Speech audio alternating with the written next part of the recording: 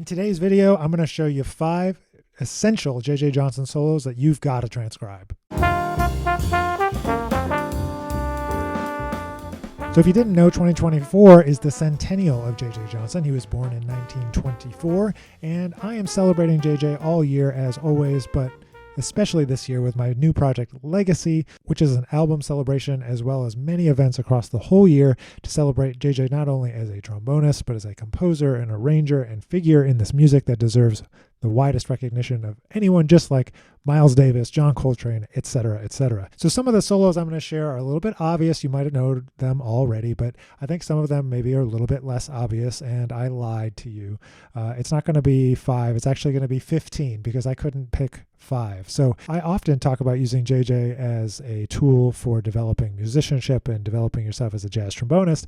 And if you really want to dive deep, you could do all of these solos. So 15. There's like 15 weeks in a semester, right? You could do one a week for the next 15 weeks. So for each solo in today's list, I'm going to go ahead and play you a snippet of it and why I think it's so amazing. And I want you to let me know in the comments below which of these 15 solos is your favorite. All right, so let's jump right in. The number one solo that I'm going to recommend to you because it has so much content to it is, of course, a classic from the album Blue Trombone. And I'm playing it from the album The Trombone Master, but it's the same cut that appears on both. This is Blue Trombone. Classic. JJ's just a master of developing this.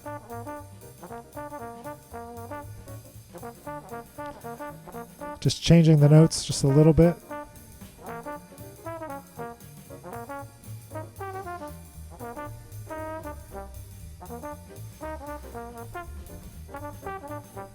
Of course, this goes on for about 20 choruses, and it's worth every single moment of trying to do that. So that comes from a record called Blue Trombone, so you can find it on there, but it's also on this record, The Trombone Master, which, as an aside, was actually the first record that I was obsessed with as a young player. It has a lot of essential solos on it that we'll get to in just a minute here. But that's a B-flat blues, and it's a great place to start to develop as an improviser. Now I want to jump to a solo that's been recommended to me so many times, and actually was recommended to me first by Wycliffe Gordon. So one of my first jazz trombone teachers was Wycliffe Gordon. I used to drive down from Rochester, New York, down to New York to get lessons, and he was kind enough to put up with me then. A very important solo to learn. It's on this record, Trombone Master, but it's also on JJ in Person. So this is Mysterioso. You've probably heard this before. Great arrangement, super simple, very dramatic. I love how JJ is so dramatic. All right, so we're going to skip ahead. And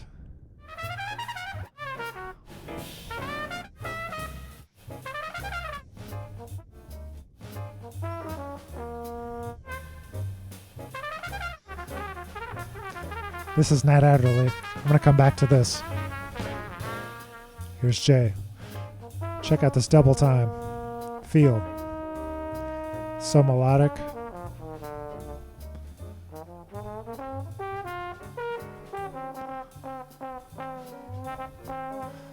Classic diminished lick here. Best JJ lick.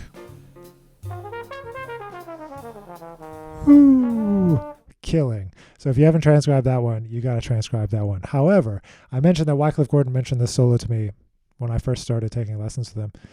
He actually told me to transcribe Nat Adderley's solo and then to try to string them together to play Nat solo and then JJ solo. So if you're looking for something even more extreme than just this one solo, you could string it together. Check this out. Nat is a bad man.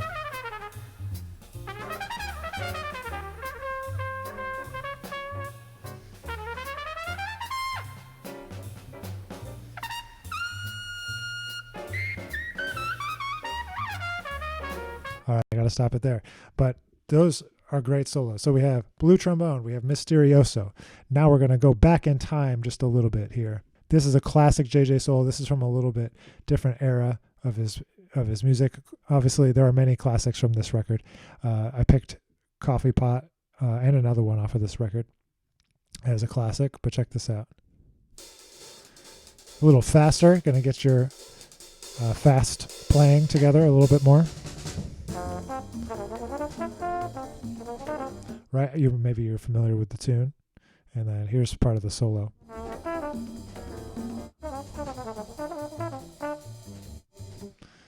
So in this solo, he just plays quintessential bebop vocabulary, and that's what I want to get out of this. All this awesome bebop vocabulary.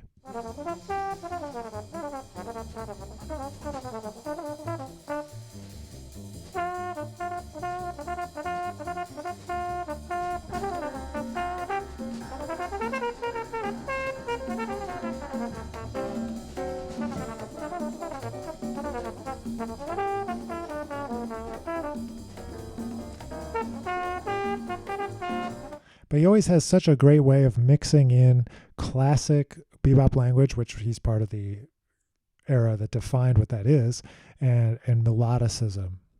So the next track that I want to go to after Coffee Pot, I'm going to go to two more from this same record. One is a classic, Old Devil Moon, and this arrangement is also a classic. Everyone loves these, the percussion on here as well. Check this out.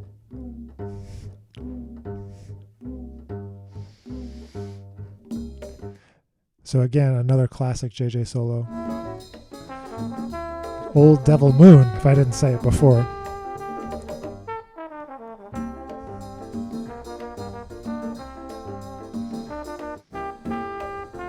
Here comes the solo.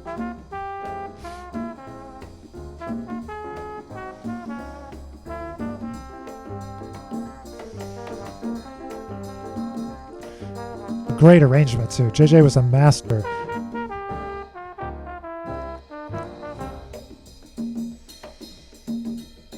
Little interlude.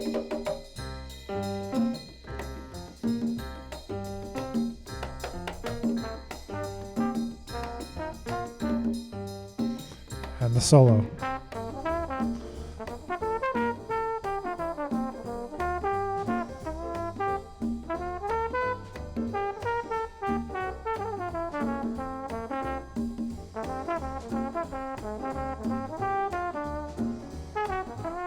You can listen to the rest on your own, but that's a classic and great solo. And again, it really is about not only just the vocabulary and energy that he plays with, but bigger musical picture I like to think about. So, but it's like it's arranged and there's an arrangement to it and there's thoughtfulness to the arrangement, which he does on a number of the future solos as well. Also a little bit on the shorter side, and I used as a jumping off point for my version is this version of the classic Pennies from Heaven. Obviously, it starts with the bass on the melody, and JJ composed this little counter melody. It kind of seems like it's the melody, right? This.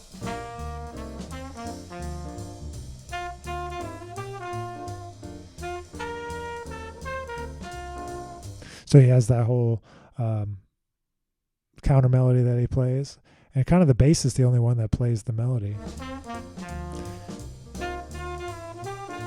But the solo is a classic with the cup mute.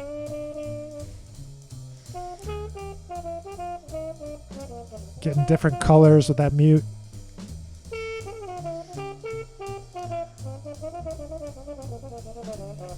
Ooh, man. Clean, clear.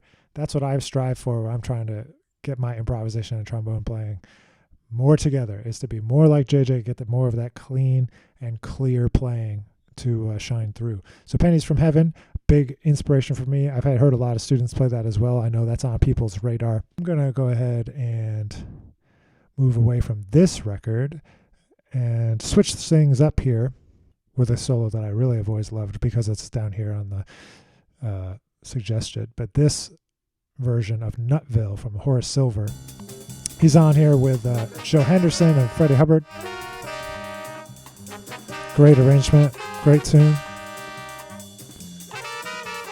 But what I want to hear, though, is JJ's solo. And what I want to point out to you, why I think you should transcribe it, is because that JJ plays with such fire. He plays some great vocabulary that descends chromatically through the 2/5s that are in this tune. So if you're looking for some chromatic 2/5 language, this is a great one.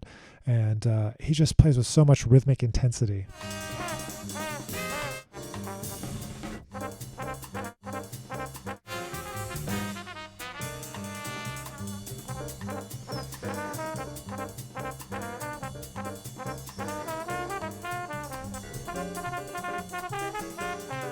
Here comes the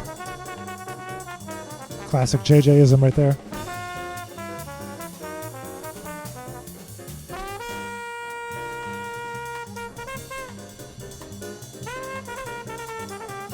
And he just plays with fire the whole time. Accuracy, clarity, and a great sound, like he always does. The Trombone Master, because that's where I first heard these next two solos, even though they're from different records. This compilation, Trombone Master, is where we're going to listen to them. And of course, we're going to go to a great tune called What Is This Thing Called Love? It's always been one of my favorites. I don't know why, really. I just always have liked playing on it. And on the new record, Legacy, I composed a new contrafact on this tune. It's called That Thing. But here we're going to check out JJ playing on What Is This Thing Called Love, the two-part harmony that he wrote with Nat playing trumpet again, or cornet, excuse me, is also classic. You definitely want to check this arrangement out. You got the piano solo.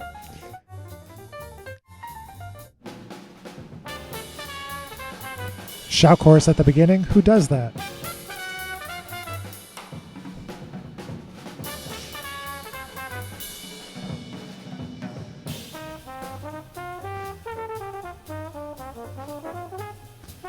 Improvise over the bridge.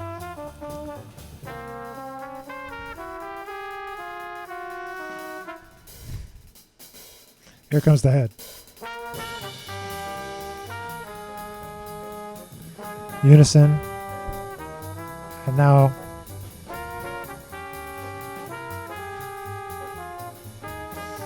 he had a great mind. Blowing again on the bridge.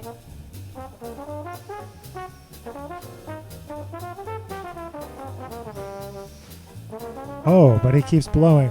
This is the thing about JJ I love, is that he keeps even the most simple quartet arrangement, there's a twist. There's something there. You never know what's going to happen next. And I think that that's something we don't do enough as band leaders and as jazz musicians. We just like call a tune and just play. But it's like they called a tune and they just played, but there was an arrangement to it. It had a thing.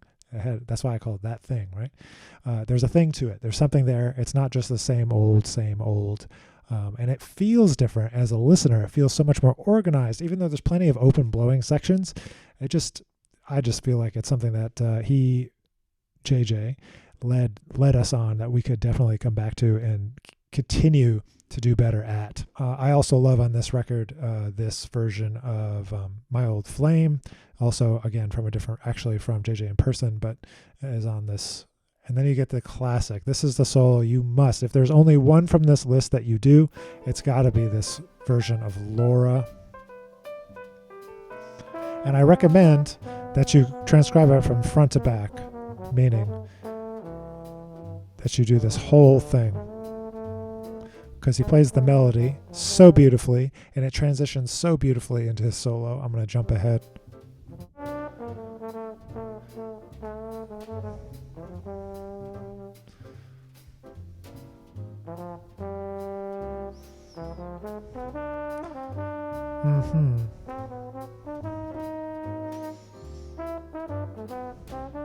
Here's the solo. It's so good. And he leaves such great space. Check this out. Great line. Now some space. Leaving space. Now he really gets to work with the piano. Check this out.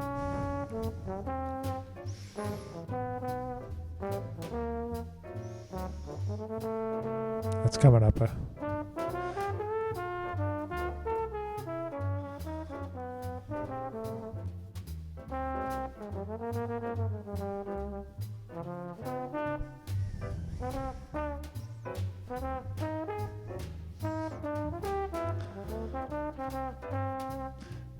Now check this out.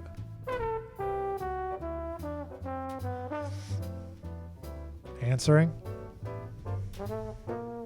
Now he's using the same idea. And now we break off. it's just a masterful explanation and showing us how to interact. This is an example I use often with my students. Like, it's not just a playing back and forth the same ideas to one another. It's reacting, developing, using the ideas to really create something together, right? He left space. Tommy Flanagan played the ascending figure. He played something ascending, and then he goes away from it. But that's how you know that people are listening to one another, when they're playing something that is reactive, not parroting, just back the same thing that was already played. So that is an essential one. Laura is essential. If you've never transcribed that, got to do that. There's a great double time section in there, so highly recommend. Now I want to go back in time just a little bit to a really interesting one, and this one's called Boneology. There's 2 different versions. You can see actually there's several different versions here on Spotify, but I'm going to click this one. This is the one that I like to use. But this is a little bit older of a tune and features bari sax. But again, quintessential bebop language from the early bebop days. And the interesting thing about this one is if you listen to this solo on Boneology and then you listen to this one, you're going to notice that the solos are almost exactly the same, except for once you get to the bridge of the blowing, he changes his solo slightly, which is super interesting because it shows you that JJ was meticulous in his planning and that he planned out not exactly everything he was going to play, but that he planned out some things to play in certain spots on certain tunes. So I highly recommend checking out Boneology. Great changes too. Check this bridge out. Nice chromatics. Early days, man. Here comes the solo. Cool. It's in the swing key too. D flat.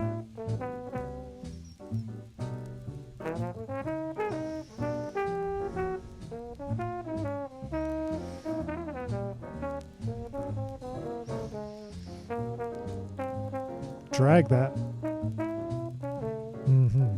So check that out, and then check out how it's similar and different to these other versions, because they are different, and it's very interesting to kind of go back and forth on that one. So that's the teachable moment from that piece.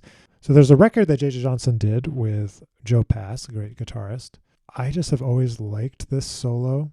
The record's called We'll Be Together Again. It's from, I forget, 1988. And I think it's really interesting because it's not often you get to hear JJ in a duo setting, and he's just still so clean and clear. I would say that there's other solos that maybe have more content to them or things like that, but I really always enjoyed this solo, and I listened to this record a lot growing up. And Joe Pass is just amazing. Check this out. This intro is super cool.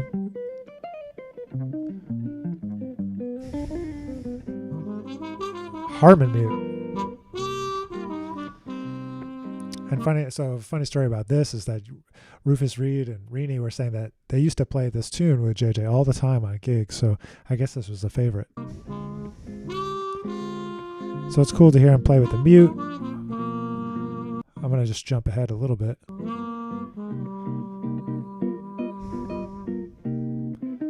Always with a thoughtful arrangement, get the trombone out. Joe Pass plays a solo. And it takes the mute out.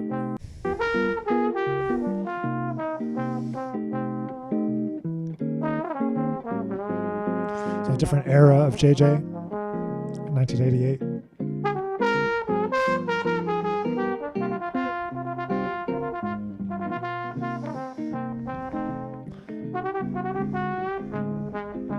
So that's We'll Be Together Again is the record, JJ Johnson and Joe Pass. That's one for me that I think is essential. So far, we've done 10, all different settings, all different eras. Now, the funny story about this one is this is actually probably the first JJ solo that I learned. And it was out of a book, for Nisma Allstate. And we had to learn from this book of Jamie. It was a Jamie Aebersold published a book of transcriptions of J's. Now's the time.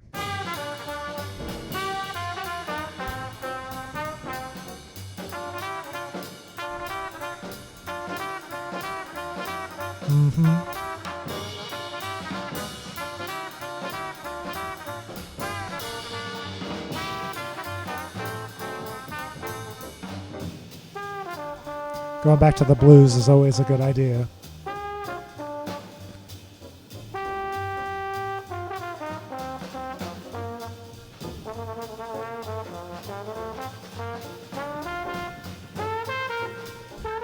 All these years later.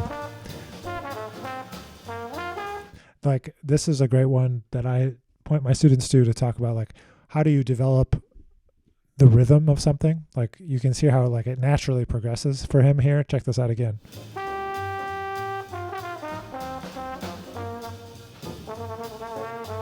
Classic JJ right there.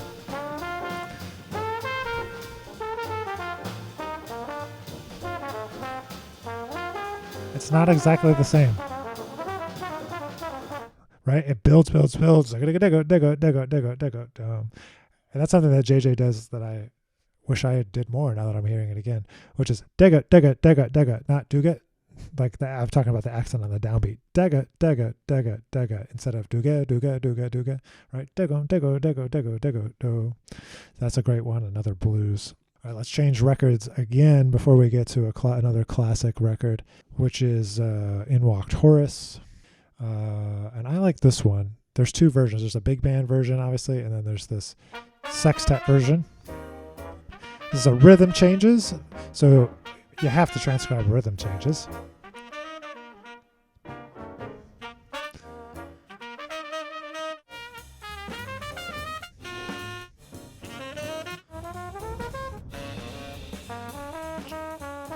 Of course, he's a master here too.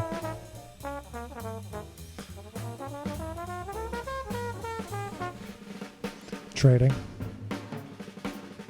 So great rhythm changes of JJ's. Some great vocabulary on that one for rhythm changes. And of course, if you know this big band version as well, is pretty great.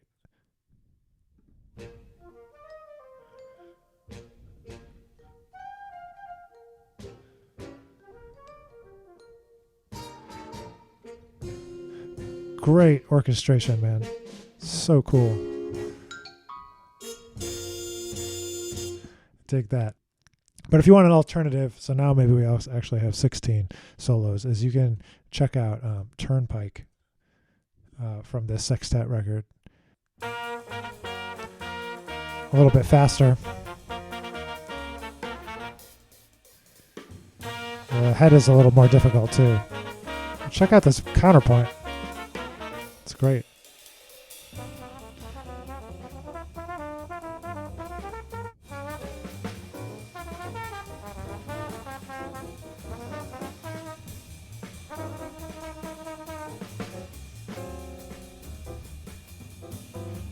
Leaving space. Ooh, that power, man. Power and cleanliness, man. That JJ Johnson gets me every time. So Turnpike's another option if you're looking for a rhythm changes. Another record, the second record that I ever really kind of dove into, I had Trombone Master, and then I had this one, the Live at the Opera House. This one comes from a couple of concerts that he did with Stan Getz as part of Norman Grantz's concert series. This is from 1957. Billie's Bounce. I like this one that's Live at the Opera House. And I checked this. I think the crazy thing is that Oscar Peterson is playing, and he doesn't really blow.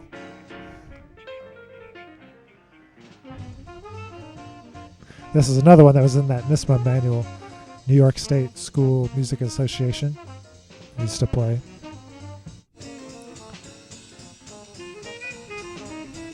He's playing some nice backgrounds. And the other thing that's nice is that they really like let loose. They really play. And they let it develop. So here's the end of Stan Getz's solo. It's a great reminder that trombone and tenor together. It's a great combination. Hear how he took that idea from the end of Stan Getz? Now he's developing it.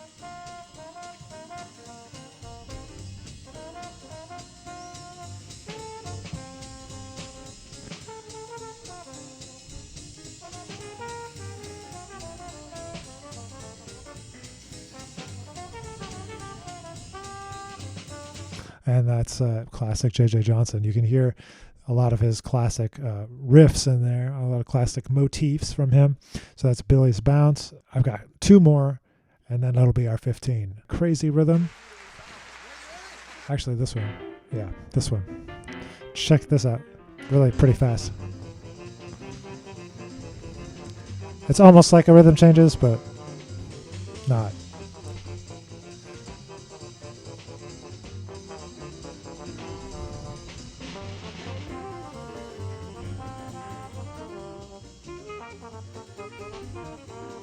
I haven't listened to this in so long, but I listened to it so much when I was in high school.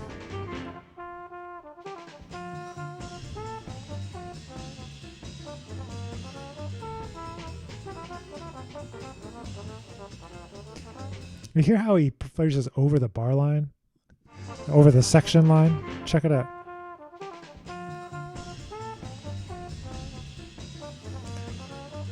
Here it goes. See how the idea goes across the bar line? So if somebody tells you, hey, play more across the bar line, that's what we're talking about. Like the idea continues over the sections. That's not every one.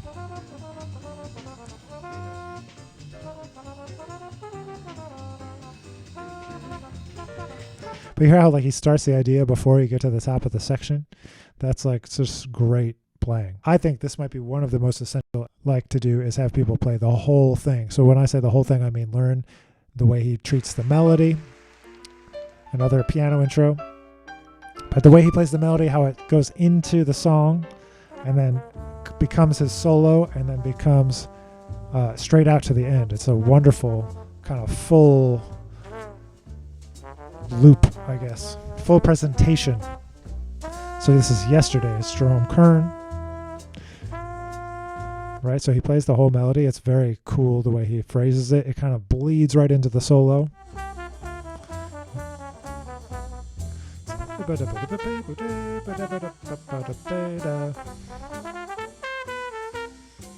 Here's another classic. I know for a fact you can count so many trombone players that have stolen that line. I know I've heard Steve Davis play that. I know I've heard Michael Deese play that. I know I've played that. Many others as well, Steve Teray. Which brings me to a funny story. I know this is the last one. Before I finish out talking about Yesterday's, you know, something to think about as you're going through and learning all of these solos. When I got to Juilliard and I was studying with Steve Teray, one of the first ones he wanted me to do, transcriptions, to make sure that I had done it and that I knew it, was that Laura solo. And I think that maybe we just played the solo. And I remember that I played the break. I'm singing in the wrong key, but that little break, and he's like, man, no, don't play that. That's Jay's. That's JJ's. And that's interesting when you think about what we're doing with this, with the whole idea of transcription and with the whole 15 essential transcriptions to check out of JJ's. It's really to learn it, absorb it, and then just let it inspire, right? You're not supposed to cop everything they do and just copy them forever. You're supposed to use it as a tool in your own development to kind of become a greater improviser, just a student of the music, you know? Let's finish up this Yesterday's and then we'll wrap up this video. But it's, man, just bang! He can slap the crap out of these notes. He's so on point with his articulation and sound. But then he gets to the end, he goes right back to the melody, and then he plays this beautiful cadenza on here. And it's 3 minutes and 42 seconds of just him. He gets this cadenza. It's wonderful.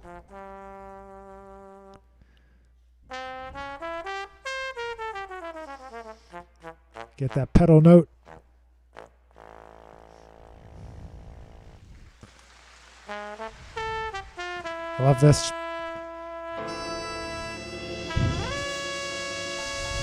Yeah. So I will wrap this up, man.